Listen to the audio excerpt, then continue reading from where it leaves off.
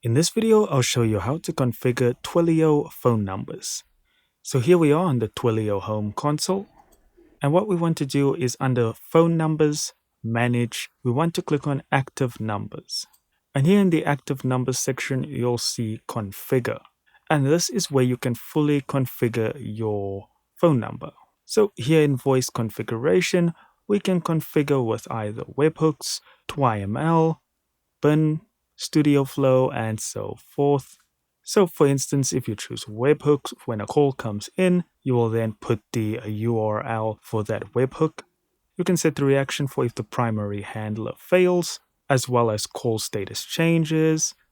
You can add emergency addresses, and then you have messaging configuration, which you will need to register for.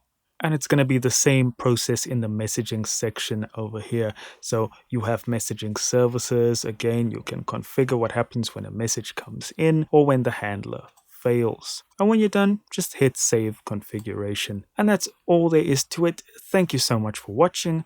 Don't forget to hit like, hit subscribe, and I'll see you in the next video.